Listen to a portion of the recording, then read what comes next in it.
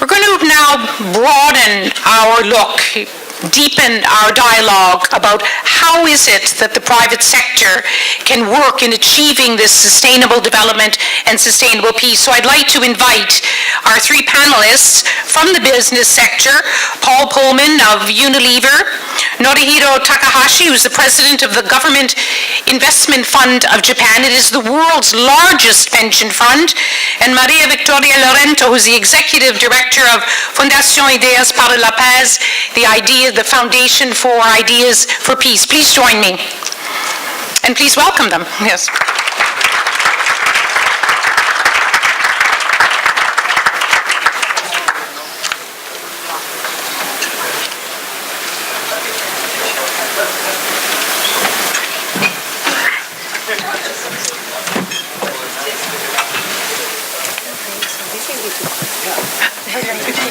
Nice to meet you.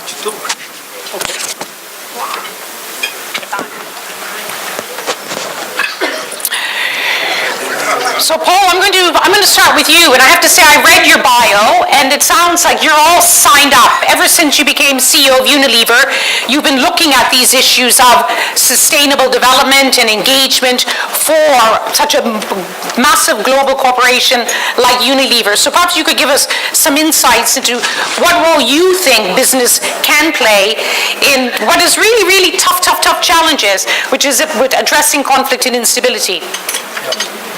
After you finish your cup of tea.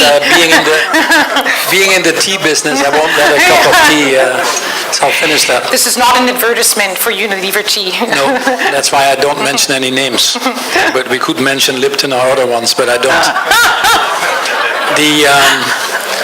The most important thing is, I think, that businesses, first of all, realizing what their role in society is. Most businesses have become very myopically focused on the short term and the shareholder, and I always start to make clear that if you want to be, for the long term, if you want to be around, you need to be sure that you have a business model that is suited for the long term, which means that you actually, first and foremost, serve society before you start to myopically focus on the shareholders.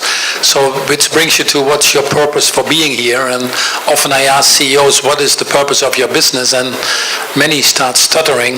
That's a moment of reflection if these companies will be around or should be around long term.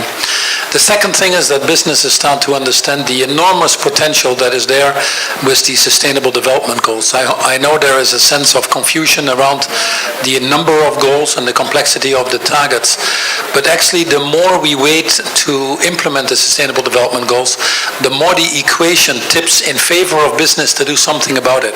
You can really look at any of these 17 goals, and you can find that the benefits of implementing these goals are now already higher than the cost we incur by not implementing it. Climate change costs the world already now $5.3 trillion a year. Implementation of the Sustainable Development Goals, only 3 to 5 trillion. We talk about peace and justice goal number 16. We're spending in this world 12 to 14% of our GDP on conflict prevention and wars. That's 3 times more than the implementation of the overall Sustainable Development Goals. By the way, the lack of implementation causes the conflicts and wars in most of the circumstances. So business needs to internalize this, and business needs to start running their agenda around their contributions to the Sustainable Development Goals. We published a report, it was Mark Malik Brown, who was at the UN, with a commission from Business and Sustainable Development, that showed that looking at 4 areas alone, food and land use, energy transition, cities, and health and well-being, there was an opportunity of at least $12 trillion and creating 380 million jobs. So what we basically say to people is, internalize these Sustainable Development Goals, make them part of your business plan, which now about 20% of the businesses do, many represented here, and gain a competitive advantage so that you can stay around for the long term. Not implementing it is putting your business at risk. Time for tea. You mentioned about how when you asked someone, the CEO, what is the purpose of your business, and they stuttered. One philanthropist in Geneva told me last week that he's trying to spend the message of the 3 Ps, which is profit, of course, that's the business of business to do business, but also people and planet. And when it comes to people and the people you employ, decent work is really important. So how can the private sector contribute to both decent, sustainable, and economic growth? Well, the first thing again, once more, is, and this is a very important question, many businesses believe, and they stay in the CSR space of corporate social responsibility, which is basically their offices or their supply chains or their travel. I advocate that businesses need to go to responsible social corporations, which means actually that although you might outsource your value chain, like many of us do in parts of our value chain, we cannot outsource our responsibility. So the first thing you really need to do is to say, I take responsibility of my total impact that my business has, which then also means how do you treat people in the value chain? What are your fair wages? Are you signing up to the UN principles on business and human rights, the RUGI frameworks as we talk it?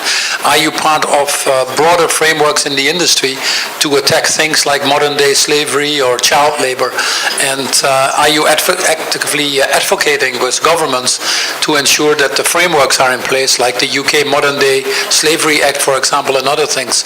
So businesses, again, once more, cannot operate schizophrenically where they treat their own people in a certain way to get their engagement and their retention or attraction to their companies, and then treat other people in a value chain differently. That would send very mixed messages. And here again, the investment in your value chain to ensure that your value chain lives up to the standards that you would want to live by yourself, I call it more or less the golden rule, actually makes enough economic sense again. You get a higher loyalty again, you get a lower risk, often you get lower costs and all these things. So we're working with UN Women on getting violence out of the value chain. We're working with companies like MasterCard on financial inclusion. We're just putting the alliance together with the UN Global Compact, where 17 companies have signed up, and you all have a copy of this, of decent work in the global supply chain, where these companies, mine included, and these are all big multinationals, commit, and I'm doing nothing for the interest of time, I won't go through it, but they commit to 6 principles at the end of that document. You're all free to look at it. The second last page, third last page, where you have the 6 principles of what they actually can adhere to. So form these alliances, create the skill to have the impact that we need. Okay, we'll bring it up. Very good. Decent, Take it. Decent work in global supply chain. Some advice to you to see that your supply chain is clean. Let's go to Mr. Norio Takahashi now, making investment decisions for the world's biggest pension fund. Mr. Takahashi, what have you seen in terms of how investment decisions can make, take your tea back, can make a difference in terms of building an equitable society as well as growth? Thank you. It's my honor to share our view on ESG investment and SDGs with such distinguished audiences. First of all, as you know, GPIF is all Japanese people over 20 years old have to participate in the pension system like the US Social Security system. We manage reserve fund for those pensioners. We now manage about 1.5 trillion US dollars. We have been the signatory of PRI that's founded by Mr. Kofi Annan, and our CIO Hiro Mizuno, one of the board members of PRI. GPIF is a typical universal owner, which means an investor of a well-diversified portfolio that represents the capital market of the world. We own about 5,000 companies in the world. If a company aims for generating short-term revenue at the expense of the negative impact on the environment and society caused by their business activities, the overall portfolio of a universal owner will be significantly damaged because the whole economy as well as society are negatively affected by such business activities. In other words, creating sustainable societies is a requirement for the sustainability of the capital market as well as the sustainability of universal owner. Because of this, GPIF is committed to promote the sustainable development of the world capital market and ESG investment in order to control and minimize the negative externalities. So last July, we started investing ESG indices for Japanese equity. We invest so far approximately $13 billion US. The purpose of investment ESG indices is not to gain returns, but to make Japanese companies consider ESG issues and to improve their corporate value in the long term. For our latest topic, we have just started investing in a global environmental index. One of unique approaches of our global environmental indices not to divest from specific industries. However, we One last acknowledge example from you. that it takes long time for our investment to make a positive impact on the society. Also, we recognize that the society expects investors to involve more social issues. GPF has fiduciary duties for our pensioners. Thank you, Norihiro Takahashi, on some of the investment decisions taken by his fund. We're going to now move to Maria Victoria Llorente, who's from Colombia. And many of you may know, 2 years ago, Colombia signed a landmark peace deal, ending 50 years of war in this Western Hemisphere. But it's starting to unravel. People are worried. What are some, you've seen it up on the ground now, what are some of the obstacles to involving businesses in this post-conflict situation? Please listen carefully. These are really important lessons to learn.